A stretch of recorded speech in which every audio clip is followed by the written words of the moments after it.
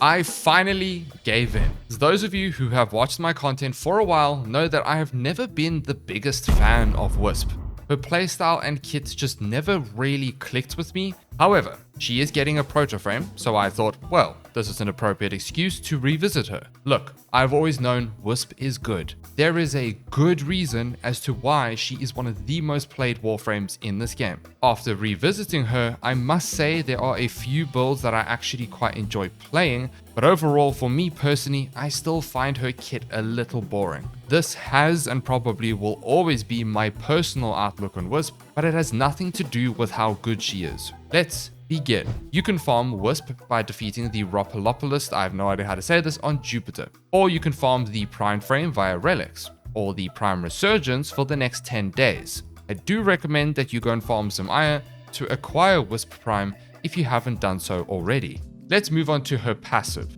When Wisp is airborne, you and your companions become invisible. You will have a permanent invisibility cloak until you land or you fire a weapon. Her cloak will reactivate after 0.5 seconds after you stop firing, provided that you are still in the air. Silenced weapons will unfortunately still remove her invisibility, but it's not affected by melee strikes. Hence why Glaives and Exodia Contagion Zors are very good with her, because you can maintain invisibility. The nice thing about her cloak is it doesn't disappear instantly. There is an ever so slight delay, which does allow you to do some rapid bullet jumping and move around slightly more elevated to maintain invisibility. Her first ability is called Reservoir. Wisp has 3 motes tied to her Reservoir: Vitality, Haste, and Shock. You can cycle between these motes by tapping your 1. You cast them by holding down the ability. There is also an option in the settings to invert this if you prefer holding to cycle and then tapping to cast. When you cast these motes, they will have a radius of 5 meters and the motes itself will last indefinitely. While you are standing within the mote's radius, you will gain the respective buffs. You can also see what motes you have by the floating little thingies circling around you and what color they are, or you could just see the top right, the little icons. When you leave the mote's radius, you will still keep the buff, but it will last 30 seconds at base. You, as Wisp, can have up to 6 motes at one time. Casting more will just replace the old one. Your motes will apply to allies, companions, specters, and more. If your motes get hit by nullifier bubbles, then they go away. That's the only other way that they will disappear other than recasting the ability. And no, the bonuses do not stack up on top of each other if you have more than one of the same mote type. Now let's quickly talk about each of them. Vitality, which is the red mote, will increase the maximum health of you and your allies by 300 at base, and it will also give you 30 health per second. Haste, which is the green one, will increase the movement speed and melee speed by 20% and fire rate by 30%. The shock mote, which is the blue one, will allow you to pick up a little floating thing that will zap up to 5 enemies within 15 meters of you, or the mote chaining to nearby enemies every 3 seconds, guaranteeing an electricity proc to stun them. So it's a great way to give yourself and your companions CC potential. Increasing your ability range will affect the radius of all of the motes and the range of the shock mote. Ability strength, however, will only affect the vitality and haste mote. That's Reservoir in a nutshell. 3 different motes, 3 different buffs. The augment for Reservoir is called Fused Reservoir. It's an Exilus augment which allows Wisp to spawn a 4th Reservoir with all 3 buffs, but it will cost 200% more energy. Fused Reservoir does count as 3 summons, meaning you can technically only cast 3 normal motes if you cast a fused mote. This actually doubles the energy cost of using the combined version, which actually kind of works out to saving 25 base energy when using the combined version, as opposed to casting all 3 individually. Reservoir as a whole will benefit from snapshotting. In a nutshell, this is when you use a temporary strength bonus that will increase the amount of ability strength for that specific cast, like Growing Power the Aura, or Empower, which is a subsume ability, Arcane Camisado, and so on. Will-O-Wisp is her second ability. Cast a copy of yourself that will fly towards the last location of your reticle when you activate it. While this is active, you gain a cloak of invisibility, so essentially you're doubling up on the invisibility with her passive and Will-O-Wisp. The clone will draw attention and fire from nearby enemies. Your invisibility cloak and clone will last 4 seconds at base. While Will-O-Wisp is in flight, you can cast the ability again to instantly teleport to its current location. When you do so, you gain 3 seconds of invulnerability. Again, another layer of defense. There are also 2 ways to cast Will-O-Wisp. Tap it to summon a slow moving clone, hold it to cast a fast moving clone, then instantly teleport to its location when releasing the ability button. When you cast this clone, it will take any mote buffs along the way while it's active. Fun fact, you can actually use the clone to teleport past spy lasers in spy missions, but it will still be seen by guards, so just be wary when using this. Moving on to Breach Surge. This ability causes an energy explosion that will seek out nearby enemies within line of sight and blind them for 16 seconds at base. Blinded enemies have a 10% chance when they are damaged through all different types of damage, or 100% when killed, to release a little spark that seeks out other nearby enemies, aiming for their heads within 10 meters. These sparks will deal radiation damage equal to the damage dealt to the surged enemy, i.e. the original enemy, then amplifying the damage by 2 times and a 20% status chance. These little sparks have a 100% crit chance and a 1.5 times crit multiplier. Sparks can benefit from headshot multipliers due to their homing properties. The sparks are also affected by Vigorous Swap, Arcane Arachne, Eclipse. The spark chance is also affected by damage over time as well. In a nutshell, anytime a damage instance is applied to the enemy, there is a chance that it will send out a little spark with amplified damage. Enemies that are blinded are susceptible to stealth damage bonuses but are not vulnerable to melee finishes. Overguarded enemies will be affected but not blinded, and also the sparks will not release from them. Once the overguard is removed though, then it will blind and release a spark normally. When a mote is up from Reservoir, when you look at it with Wisp, you will see a reticle pop up circling around the specific mote. When you cast Breach Surge, it will teleport Wisp to that location and double the Breach Surge's range. Casting Breach Surge while Will-O-Wisp's clone is traveling will create a second surge around that clone, so you can actually double up on your reach. And the same thing applies when casting on the mote and Will-O-Wisp is active. It will also double the range of the cast created by the clone, just like you do as Wisp herself. Critical Surge is the augment for Breach Surge, halving the energy cost when teleporting to a reservoir, and grants additional primary weapon crit chance based on the distance traveled up to 250% for 9 seconds. This crit bonus per meter traveled is affected by ability strength, but the max critical chance of 250% is a hard cap, it's not affected. The duration, however, will be affected by ability duration, which is very, very nice. That covers 3 of her abilities. Let's talk about her 4th, Soul Gate. Open up a portal to the sun. Wisp will hold the sun in her hands and send out a plasma single beam over a length of 40 meters. This beam has infinite punch through against bodies and inflicts 750 damage at base that alternates between heat and radiation every half second with guaranteed status effects. Each enemy that receives damage from the beam becomes individually more vulnerable to the respective elements dealt to them. The beam's damage will increase by 100% per hit of a different element, so between heat and radiation, up to a maximum of 1000% increased damage. When you hold your fire button while the ability is channeling, it will double the beam's damage. And while Soul Gate is active, it will consume 12 energy per second and 24 energy for the boosted version. Soul Gate will keep going until Wisp's energy is depleted or the ability is deactivated by pressing 4 again. The energy cost stats are affected by ability efficiency and duration, and like Breach Surge, Soul Gate interacts with her other abilities too. For example, each reservoir will provide an additional property to Soul Gate. The red one, i.e. Vitality, gives 25% increased damage. The green one allows Soul Gate to proc corrosive procs every damage instance, which is great. The blue one provides an additional 25% increased damage. The Will-O-Wisp clone can be cast during Soul Gate to allow you to be invisible and allow you to also teleport to a new location while you're still channeling Soul Gate. This finally leads me onto Cataclysmic Gate. I love this augment so much. This augment causes her and 2 spectral images of herself to launch a single soul gate that leaves behind a little portal or field, inflicting heat and radiation damage with guaranteed status effects over time. The really nice thing about this augment is it removes the channeled ability properties with energy drain over time. For the most part, Soul Gate by itself is just not it because of how it's designed. Now it's just cast for a few seconds and call it a day. In fact, you can actually quick tap it and not have any casting animation for the most part if you have faster casting speed with Archon Shards, allowing you to just quick quick spam 3 portals very quickly. You will send out 3 solar plasma beams for up to 1 second. It will then explode for 5,000 radial heat damage in a 10-meter radius. When you're done casting it, you will see this little cute spherical ball sun thingy at the end of your reticle, and this portal deals damage evenly split between impact, puncture, and slash damage in a 10-meter radius as well, while still doing heat and radiation status effects. You can have up to 3 portals up at one time. The Sun portal synergizes with Reservoir. Vitality and Shock each grant 25% total damage to the Sun portal damage. Unlike Soulgate, the ability itself without the Augment, this 25% bonus from the 2 modes do not stack together like they should, so you only get 25% bonus damage, which is 100% a bug. The Sun portal's damage over time is affected by things like Nourish and Arcane Arachne, which will boost the damage of these portals, but only while the buff is active. Once the buff goes away, it goes back to what the damage would be before that. But this only applies to the damage over time.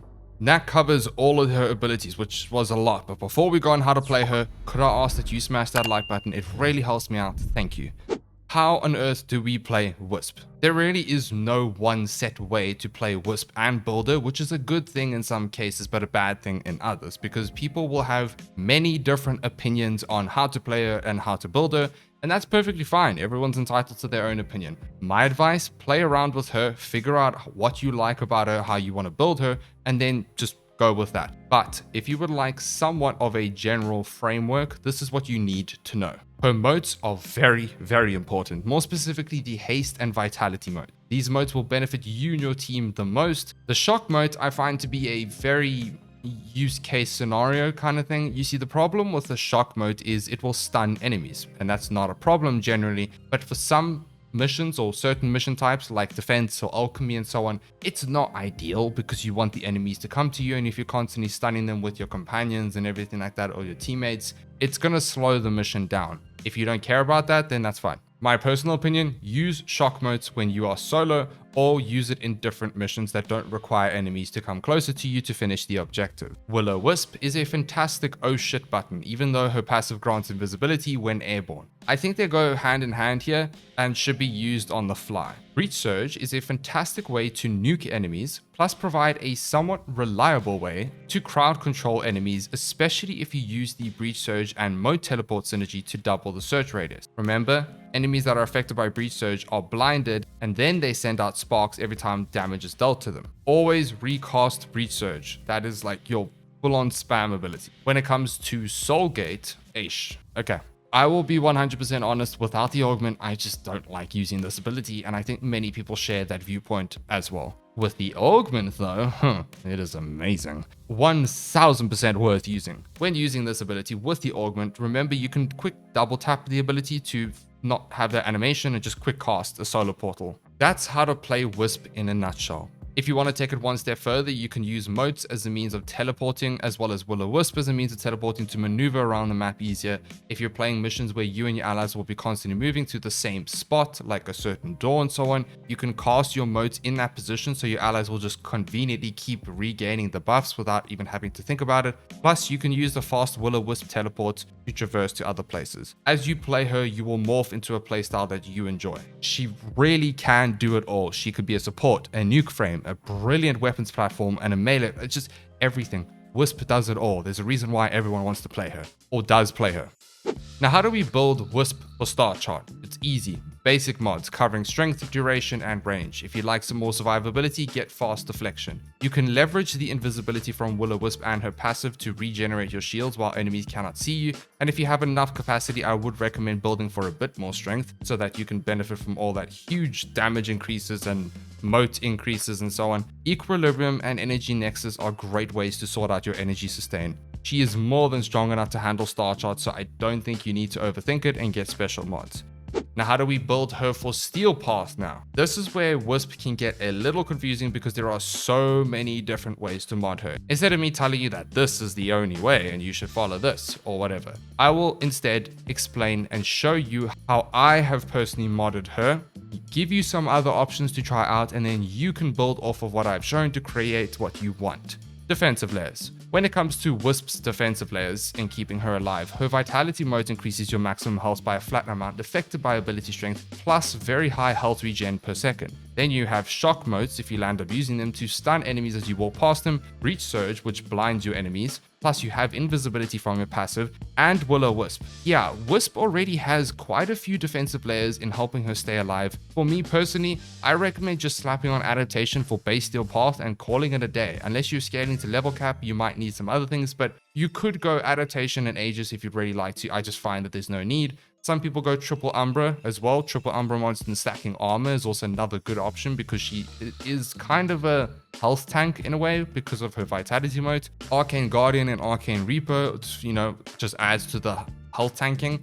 Health Conversion, which is an expensive mod, is another option. Any of these options will just see you through base Steelpath with ease. When you start to scale to level cap, you may need to change it up a bit. I personally have tried a fast deflection and adaptation combination, and it worked pretty well, to be honest, when you start to scale. If your shields break, you just cast Will-O-Wisp, and if that doesn't work, you just stay airborne to proc your passive, and then you just wait for your shields to regen quickly and so on if you need that. All in all, you can choose what you like, whether it's health tanking, shield gating, you name it. Find what works for you depending on what content you're doing. Let's talk about the build. For a no Helminth Steelpath setup, this is how I have opted to build her. This is a very flexible setup with Wisp, going high strength because it's very beneficial for that for her kit. Some people opt for super high strength and going all in on it and low efficiency and low range. For me personally, I just like a somewhat balanced setup. I don't know, doesn't really matter.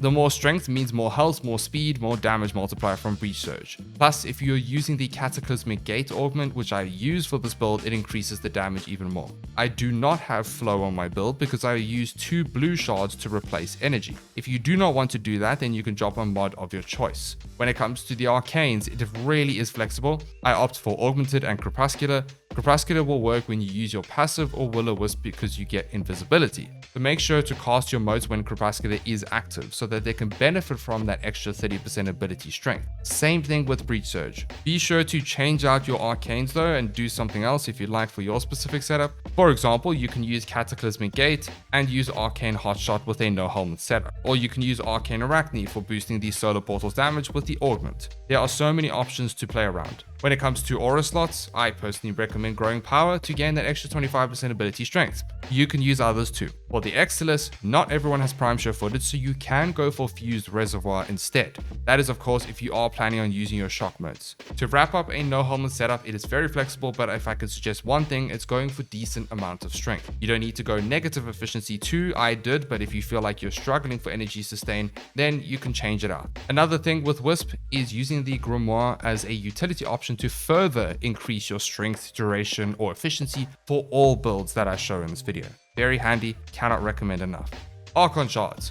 I went for 2 casting speed, 1 strength shard, and 2 blue for max energy. This is purely down to personal preference and how you build it.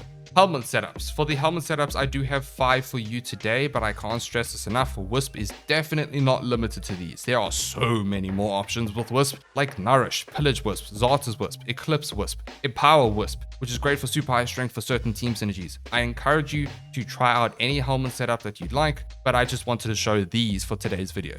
Raw, gun buffing, or caster Wisp. Starting off with a raw build, we knew it was going to be here. This can be used as a caster nuke setup or a gun buffing setup. The one that I'm showing for today is a caster side of things, utilizing the Cataclysmic Gate Augment to apply tons of heat procs and using raw to increase the damage. Plus, you will utilize Breach Surge to do millions of damage. It's so much fun. This is my favorite Wisp build at the moment. This is what it looks like. Subsume Will-O-Wisp, so we do lose the invisibility, but then we still have a passive. Archon Vitality to double the heat procs from Cataclysmic Gate, and Arcane Arachne because this affects the damage over time from the sun portals. In a nutshell, you gather modes for increasing your 25% damage and corrosive spreading, nuking potential. Cast Raw, proc Arcane Arachne, double tap forward to quickly create a portal, and just constantly recast Breach Surge over and over again and watch as everything dies. Lots of fun if you're looking for a caster nuke playstyle from Wisp. It can also be turned to a gun buffing side if you'd like to. You could subsume over your 4th if you want to do that and keep Will-O-Wisp, change it around. Then we have melee Wrathful Advance. Because of the haste mode increasing your melee attack speed, Wrathful Advance and going all in on melee works so well with this frame. Arcane Strike to further increase your melee speed, even better. It's just a match made in heaven. You can opt for any melee you see fit with this Wisp setup. Here is the build here, which is flexible. You gotta give it a go. Then we have BrightBonnet. As we know, with Nocco's new subsume, BrightBonnet is a fantastic option for many Warframes. For Wisp, it fits perfectly. Subsume BrightBonnet on your 4th ability, build for more strength so you can scale BrightBonnet's strength bonus, and you also get a bunch of energy sustain. Build Augmented, Growing Power, Crepuscular to snapshot BrightBonnet, throw BrightBonnet down with all of the bonuses to gain even more strength, recast your motes so that they benefit from all the increased strength, and if you'd like to fully maximize BrightBonnet, you can use the Arbusep with a Gravimag on it to further invigorate the BrightBonnet, which allows you to double the strength bonus. This means you get 200% ability strength at max, which is very high, to say the least. This is a wonderful team setup. Tharros Lethality, one of my favorite gun buffing builds. Here we subsume Tharros Strike on our 2nd ability, use the Tharros Lethality Augment to gain increased critical damage, and use Cataclysmic Gate to proc heat more reliably and corrosive. Honestly, this setup is absolutely overkill, but it is super fun, and you use Arcane Hotshot with it to get red crits or, orange crits with your weapons. Really is worth it and fun to play. Okay, final thoughts on Wisp. Wisp is and always will be a fantastic Warframe. She is incredibly strong, and she also has some builds that can be very fun. This is coming from someone that's never really enjoyed her kit and it's never clicked. I think Cataclysmic Gates just saved Wisp for me personally. It's actually the first time I've used it since it came out because I didn't bother with her for the longest time. And I'm glad I did revisit her because while I still find her kit kind of boring, I think she's in a much better place at the moment. She has many crowd control layers. She has so many use cases for your team. Very versatile, offering tons of different build options, and I've only shown a couple here in this video, but this video has gone on for long enough, so let's cut it here. Thank you so much for watching. I hope you enjoyed the video, and as always, a massive thank you to our channel members. Thank you for your support. It really means a lot. I will see you all in the next video.